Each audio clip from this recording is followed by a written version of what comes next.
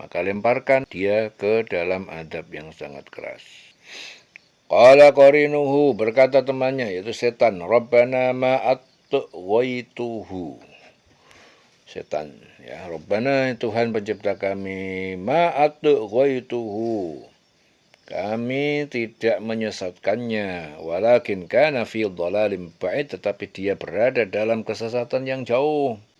Jadi setan itu yang menyertainya itu berkata pula, ya Tuhan kami, aku tidak menyesatkan dia, tetapi dia sendiri yang berada dalam kesesatan yang jauh. Ya, di dunia setan tugasnya mengganggu, tapi begitu orang tersesat, nanti di akhirat setan nggak mau ngakoni, nggak mau mengakui bahwa dirinya menyesatkan. Aku tidak menyesatkan dia, tetapi dia sendiri yang berada dalam kesesatan. Ya, jadi setan itu tidak pernah memaksa manusia.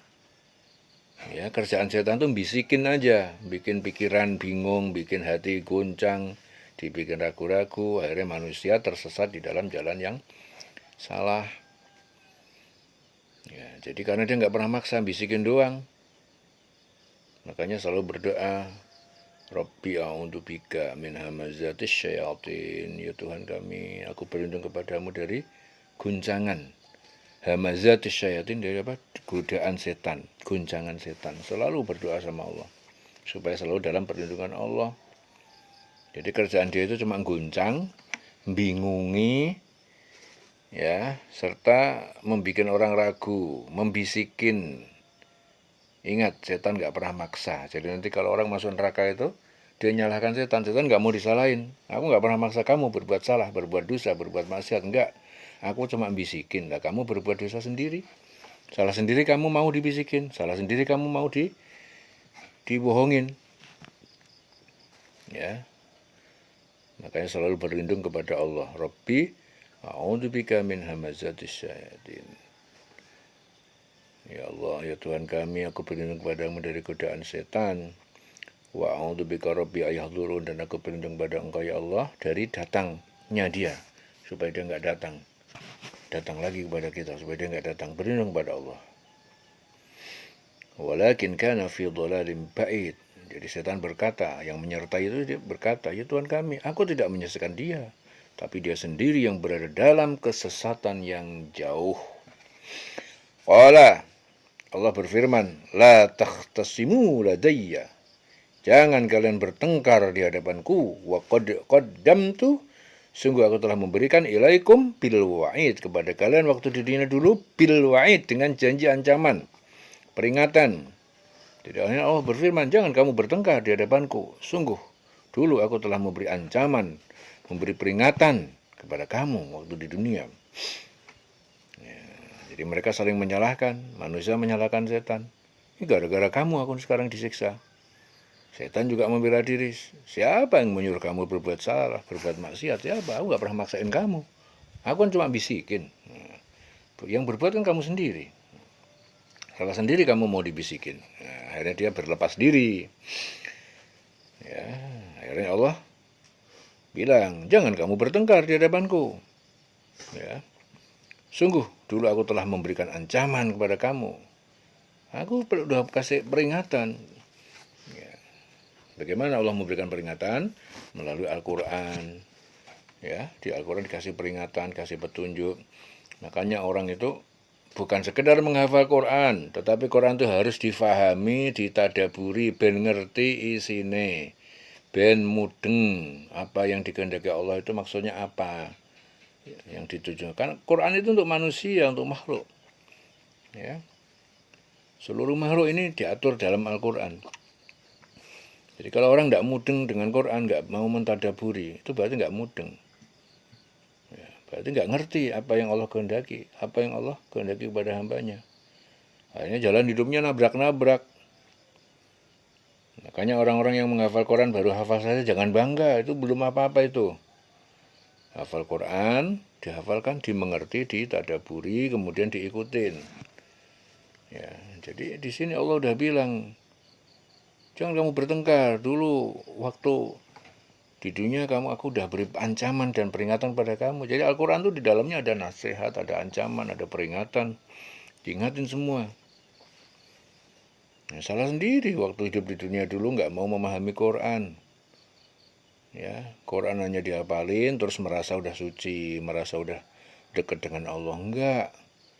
Ya, Quran itu diturunkan adalah apa? Hudan lil muttaqin, sebagai petunjuk bagi orang yang bertakwa.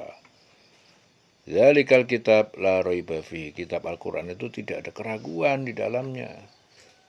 Fix, ya, presisi, tepat. Gak ono salah belas, bener kabeh per titik komane.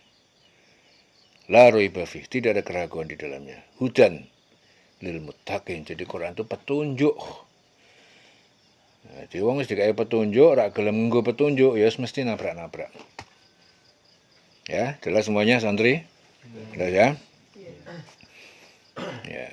Jadi kita hidup dikelilingi oleh manusia-manusia yang sekarang saat ini lagi pada belajar. Mereka semua belajar kitab-kitab banyak, ya. Ya. Tetapi kalian beruntung karena di Tadabur kalian belajar kitab juga. Tapi kitab yang kalian pelajari adalah kitab suci. Jelas ya? Yaitu kitab suci Al-Quran. Yang lain belajar kitab juga, tapi kitab biasa. Ya. Ada kitab kuning, kitab biru, kitab hijau. Banyak kitab-kitab yang dipelajari oleh para santri. Tapi kalian hari ini telah belajar kitab, tapi kitab suci. Namanya kitab suci kan berarti yang terbaik. Jadi kalian beruntung dikasih oleh Allah kesempatan bisa belajar kitab yang terbaik, yaitu kitab suci. Bukan sekedar menghafal, tetapi kalian harus juga mentadaburi supaya kalian mengerti apa yang Allah kehendaki. Dengan kalian mengerti maka jalan hidupmu insya Allah dengan ridha Allah akan lurus, nggak nabrak-nabrak. Ya, hari ini akhir zaman banyak orang yang hafal Quran tetapi mereka hidupnya dilaknat oleh Al-Quran itu sendiri. Kenapa dilaknat? Ya karena hafal pelongo-pelongo. Hafal Quran tidak ngerti isinya, akhirnya pelongo-pelongo, akhirnya kelakuannya nabrak-nabrak, melanggar apa yang dihafalkan. Itu gara-gara Quran nggak ditadaburin. Ya. Begitu hafal Quran, pulang, gaya pondok, wis rumangsa dadi kiai, wis pinter. Wah, gaya pengumuman, iklan, akhirnya santri ini teko akeh, bayar uang gedung, bayar macam-macam, tujuannya dong golek duit. Ya. Pesantren-pesantren tujuannya hanya mencari sumbangan dengan alasan berdakwah di jalan Allah. Ujung-ujungnya nggih nukokke gelang bojone, nggih nukokno klambi sing apik-apik, HP-ne wae sing puluhan juta. Ya. Sebelum jadi kiai melaku, tumpakane angkutan, begitu gawe pondok, jaluk sumbangan kono kene, akhirnya pakai mobil mewah. Ya. Pakanan pirang-pirang nang omahe tanggane sampai itu nggak bisa makan kaliren. Dia nggak tahu, padahal di rumahnya itu banyak makanan yang sampai terbuang. Nah ini cara hidup yang tidak sesuai dengan Al-Quran yang dihafalkan. Ini yang bikin Allah murka. Santri tadabur tidak boleh seperti itu. Harus betul-betul presisi sesuai dengan apa yang Allah firmankan dalam Al-Quran. Jelas semuanya? Jelas? Jangan ikuti jalan hidup orang-orang yang nabrak-nabrak hidupnya. Dan jangan tertipu dengan orang-orang yang gayanya hafal Quran, hafid. Jangan tertipu kayak gitu. Karena setan gampang sekali menyusup ke mereka. Gampang sekali. Sehingga orang yang dia udah hafal Quran merasa bahwa dirinya udah benar jalan hidupnya, udah dekat dengan Allah. Padahal dia baru menghafalkan hurufnya. Ya. Jangan bangga dengan baru menghafal, kemudian diundang sana sini, simaan sana, simaan sini. Belum apa-apa itu. Ya, seperti kalian belajar undang-undang lalu lintas, kalian sudah hafal, lampu merah berhenti, lampu hijau jalan. Kalian hafalin. Berjalan harus pakai helm, kalian hafal. Itu aturan-aturan yang ada di dalam negara, dalam lalu lintas. Al-Quran juga aturan-aturan begitu. Kalian hafal aturan itu. Ya, hafal tapi gak mudeng. Berhenti itu artinya apa? Begitu lampu merah, tetap kalian terjang. Mesti kalian ketabrak. Begitu lampu hijau, kalian gak mau jalan. Ditabrak dari belakangnya. Itu kalian itu apa? Hafal. Tetapi kalian gak ngerti maksudnya. Akibatnya seperti itu. Jelas ya? Eling-eling. Ya, jadi Allah itu sudah wanti-wanti. Jangan kalian bertengkar di hadapanku. Aku dulu ya telah memberikan ancaman kepada kamu, memberikan peringatan kepada kamu.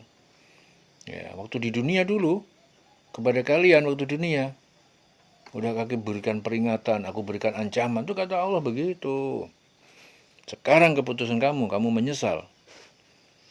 Ya. Jadi kalau sudah meninggal nanti kembali di hadapan Allah itu banyak orang menyesal.